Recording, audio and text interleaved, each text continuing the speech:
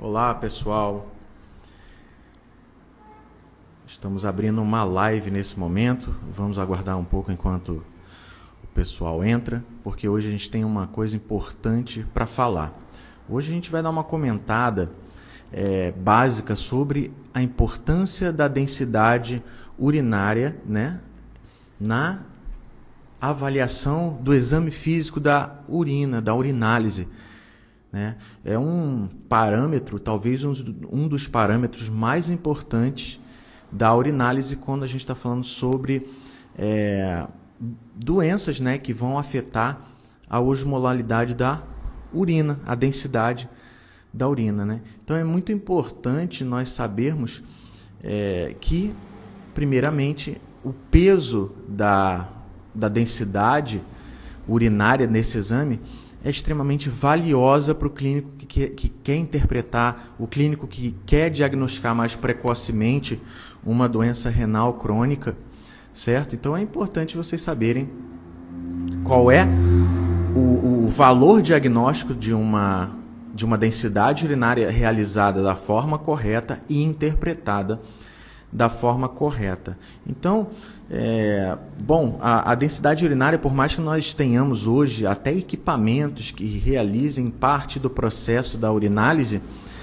a gente tem que lembrar que até mesmo nesses equipamentos eles solicitam, né? Eles solicitam que você faça a densidade urinária através da refratometria, né? O clínico que às vezes quer ter um refratômetro para avaliar, acompanhar um paciente nefropata ou que tenha algum distúrbio que interfira diretamente na densidade urinária. Então é muito importante ter noção do para que serve e como é interpretada.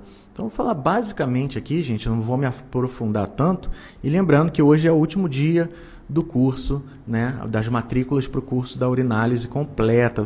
É um curso voltado 100% para a interpretação da urinálise. Aquela urinálise que você vai solicitar na tua rotina de cães e gatos e eventualmente vai lançar mão desse exame como uma ferramenta de triagem para que você consiga alcançar o diagnóstico e enxergar, honestamente falando, enxergar muito além de muito veterinário, porque para muitos veterinários até experientes é normal a gente ter essa noção de que eles solicitam urinálise apenas para avaliar infecção no trato urinário, sendo que, né, a gente sabe que a urinálise ela pode avaliar diversos sistemas do organismo, hepático, nervoso, reprodutor, urinário, por que não, né?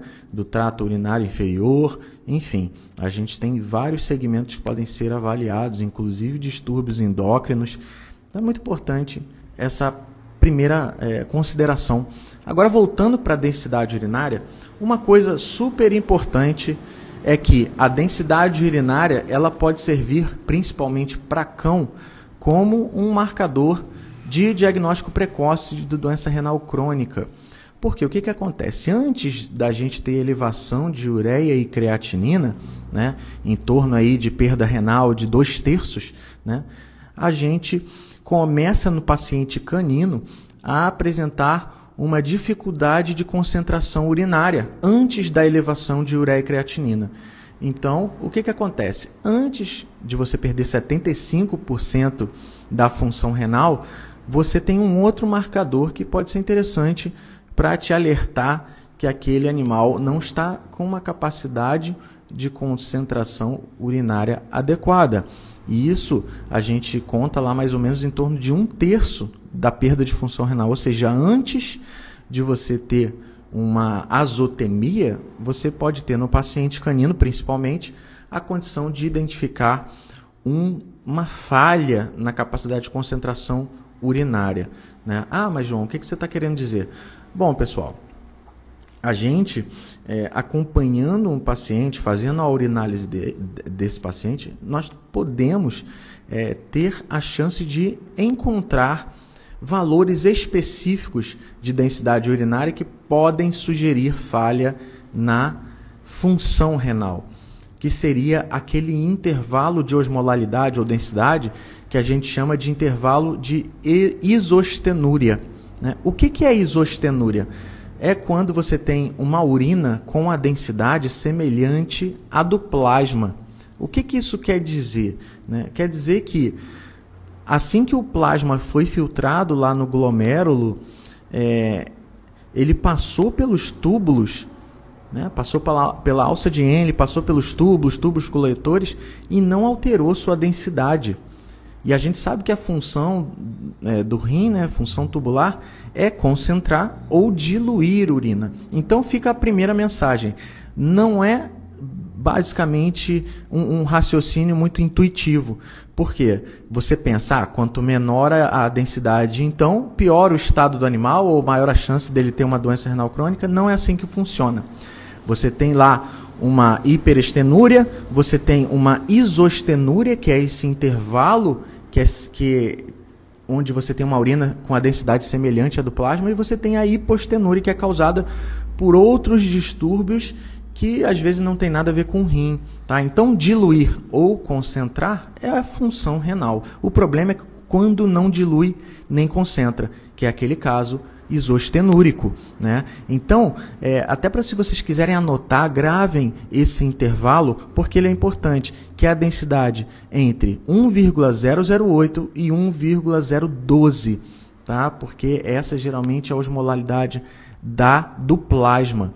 E quando eu tenho uma osmolaridade do plasma semelhante à osmolaridade da urina, pode ser que esse animal esteja perdendo a sua capacidade tanto de concentrar quanto de diluir a urina. Certo, pessoal? Então, para cão, isso a densidade urinária é extremamente valiosa para diagnóstico precoce de falha renal, doença renal crônica. Certo, pessoal? E por que eu falo mais do cão? Porque, por uma questão anatômica, o gato, ele possui os seus néfrons justamedulares, né? 100% dos néfrons estão nessa região justamedular, os cães também, mas fisiologicamente o gato ele tende a ter uma capacidade de concentração urinária muito grande, talvez pela sua adaptação ao deserto, enfim, né? Mas de qualquer forma, se a gente for comparar a capacidade de concentração urinária do cão e do gato, você percebe que o gato tem muito mais capacidade de concentração urinária. Bom, então correlaciona, João, o que você está falando. Bom, pessoal, por que a densidade urinária não é tão preciosa quando a gente compara com o cão em relação a diagnóstico precoce de doença renal crônica? Porque o gato, ele justamente por ter essa alta capacidade de concentrar urina, ele meio que mascara essa perda renal, né? Então, por mais que ele vá perdendo progressivamente néfrons, ele ainda mantém uma certa capacidade de concentração urinária. Tanto que você tem uma proximidade do momento em que ele começa a perder a capacidade de concentrar urina com o aumento de ureia e creatinina. Por isso que ele não é tão valioso na questão do diagnóstico precoce, mas ainda assim é uma ferramenta extremamente importante para ser contextualizada com o caso clínico em questão. Beleza, pessoal? Então vocês entenderam por que o diagnóstico precoce é mais valioso no cão do que no gato. Simplesmente por uma questão anatômica, uma questão da função desses néfrons justamedulares. Então acaba que o gato consegue mascarar mais, né, a sua perda de função renal. Então, lembrando, a densidade no cão ela pode começar a se tornar isostenúrica a partir da perda de 1/3 dos néfrons, sendo que a ureia e a creatinina, né, a azotemia, ela vai ocorrer em torno de 2/3 de perda de função. Então, por isso que a gente considera ele um valioso diagnóstico precoce aí, né? Lógico que a gente tem que avaliar o contexto do paciente, tá bom? Por quê? Pode ser que no momento de concentração ou diluição, essa urina se encontre no intervalo que a gente chama de isostenúrico, mas é só uma passagem por esse estado, né? Tanto que a gente tem a hipostenúria, que é uma densidade abaixo da isostenúria. Então, não esqueçam, não é um raciocínio muito intuitivo a questão de quanto mais baixa a densidade, pior a situação do rim desse paciente. Não é assim que funciona. Beleza, pessoal? Outra coisa importante, valores de referência. Quando você solicita uma urinálise, você vai ver lá que quando chega o laudo, você tem lá os valores de referência desse paciente, né? Para o cão, em torno de 1,015 de densidade urinária até 1,045, para gato de 1,035 a 1,060, sendo que isso pode estar um pouquinho mais, um pouquinho menos, né? Dependendo do desafio que o animal está enfrentando, mas de qualquer forma, cuidado com os valores de referência naqueles pacientes desidratados. Porque esses valores de referência que vocês recebem no laudo para interpretar, eles são valores de referência para animais normo-hidratados. O que acontece? A partir do momento que eu tenho, sabidamente, um paciente desidratado, os valores de referência começam a mudar. E quais são os números cabalísticos que a gente costuma utilizar? Bom, diante de um paciente, seja ele cão ou gato, eu quero que a densidade desse animal, diante de uma desidratação, esteja para cão acima de 1,030 e para gato acima de 1,035. Por que então mudou? Porque, olha, se você tem uma desidratação, você tem um mecanismo de feedback que vai, né, diminuir, né, ou melhor, aumentar a reabsorção de água, diminuir a taxa de filtração glomerular para economizar água. Então, diante de uma desidratação, o animal quer concentrar urina para reaproveitar o máximo de água, certo? Se isso não está acontecendo, nós temos que ligar um alerta para a possibilidade aí de falha renal, certo? Porque um animal desidratado com uma densidade de 1,020, 1,025 já é sinal para a gente investigar isso um pouco melhor, apesar de estar no intervalo de referência. Então não esqueçam disso. Para animais desidratados, cão, densidade esperada de 1,030 para cima e para gato 1,035 para cima. Beleza, pessoal? Então essa também é uma consideração super importante, né, em relação aos valores de referência desses animais, tá? Não fiquem como receita de bolo, né? Vejo o resultado aqui, olho para a direita, vejo o valor de referência. Vejo o resultado aqui, olho para a direita e comparo. Não, eu preciso saber da clínica desse paciente. Nesse caso, se ele está desidratado, qual o grau de desidratação e correlacionar isso com o achado da densidade urinária. Certo, pessoal? Uma coisa também importante é que a gente tem visto cada vez mais o hábito do clínico tentar uma certa autonomia para verificar os parâmetros da urinálise e comprar tiras de urina e começar a utilizá-las na sua rotina clínica, né? Ele, na verdade, ele está querendo, né, fazer a parte do exame químico da urina, né, semi-quantitativo, só que nós temos uns problemas aí, tá? Primeiro que não vai ter a microscopia, a densidade urinária de referência utilizada é por refratometria, e aqui eu toco num ponto que eu queria chegar, né? Lá na tira urinária, nós temos a gravidade específica ou densidade urinária, só que como 100% dessas tiras são feitas a partir das tiras humanas, a gente tem um certo problema aí. Por quê? Elas não se tornam, a gravidade específica ou densidade urinária da tira não se torna confiável na medicina veterinária cão e gato.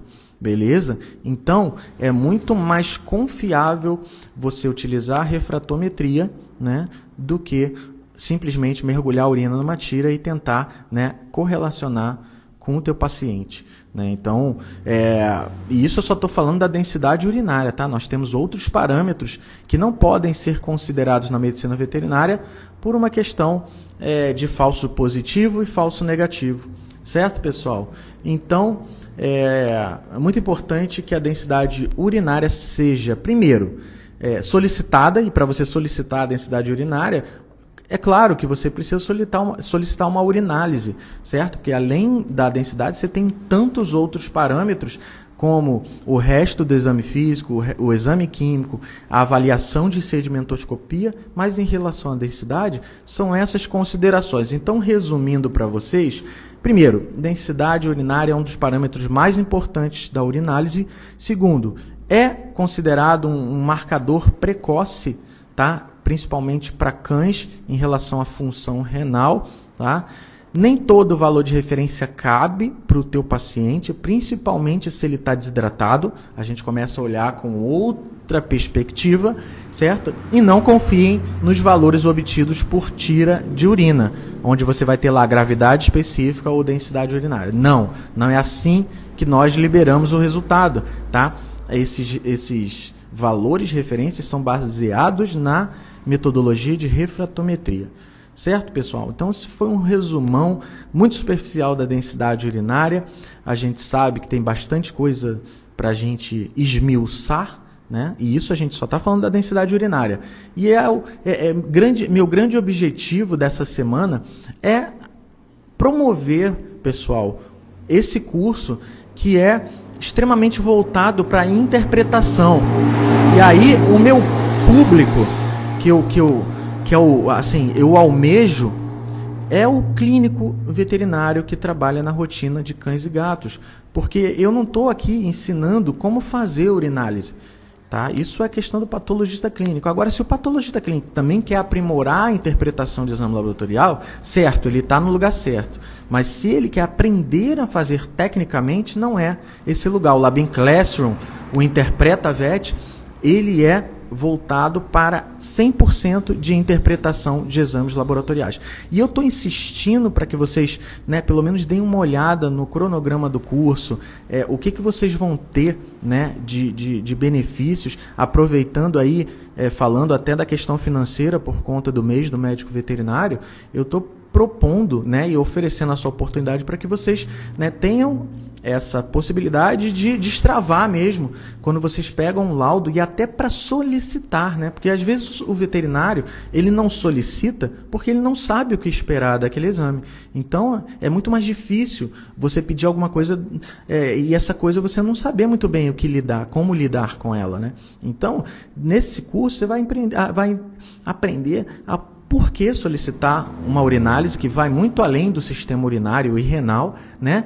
Vai aprender também quais são os parâmetros que vêm, né? Cada um daqueles parâmetros no laudo para você correlacionar com distúrbios, enfermidades, alterações endócrinas, enfim, né? Então é um curso completo para interpretação. Hoje é o último dia, amanhã a gente vai encerrar a matrícula e a gente toca o barco aqui, eu com o laboratório, nas aulas de graduação, na pós-graduação, tocando aí o conteúdo que vocês têm acesso aí ao Labin Classroom e a gente vai dar atenção para a turma nova. E eu espero realmente que vocês façam parte dessa turma nova, certo, pessoal? Tem uma condição de pagamento que eu nunca tinha feito, que é dividir, né, um valor que já é baixo em 12 vezes, para facilitar, porque às vezes você está já investiu em outro projeto, às vezes vai num congresso, às vezes vai em outro lugar para adquirir conhecimento, e eu entendo isso, e é justamente por isso que eu resolvi fracionar mais,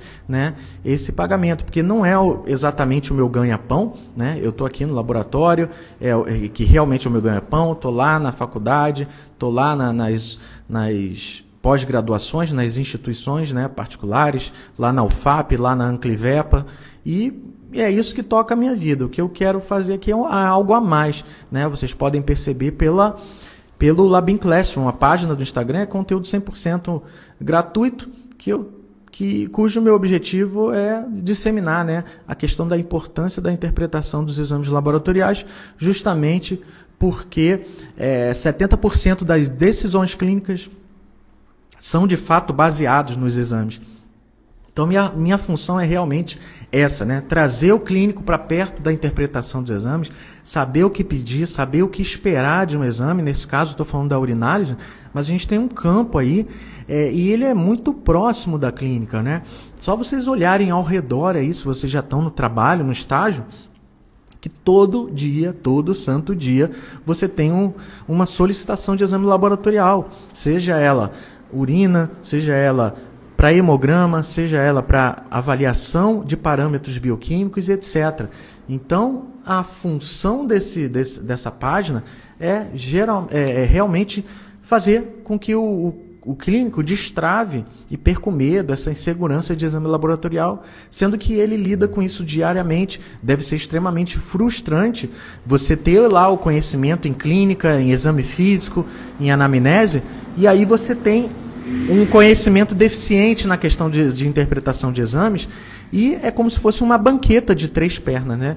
Você, por mais que você tenha 2 pernas do banco completamente solidificadas e consistentes, se você tiver uma rachadura em uma das pernas, você, né, não vai recomendar ninguém a sentar nesse banco, porque você vai ter um banco totalmente instável. E a rotina clínica, ela fica instável quando você tem um dos grandes alicerces da clínica comprometidos assim em relação ao conhecimento. Então, pessoal, é um trabalho que eu faço de coração mesmo. Espero que vocês estejam gostando desse caminho até aqui. Às vezes eu acabo demorando um pouquinho mais para postar alguma coisa, é que realmente a nossa rotina é um pouco corrida, mas mesmo assim eu dou uma valorizada nesse tempo que eu tenho com vocês aqui, porque eu sei do retorno que está tendo, e isso já me deixa feliz completamente. Então, pessoal, um grande abraço para vocês aí, boa rotina para vocês. Lembrando, hoje, inscrevam-se se houver realmente o interesse, porque amanhã já não temos mais inscrições, beleza? Então, um abraço, bom dia e boa rotina clínica para você.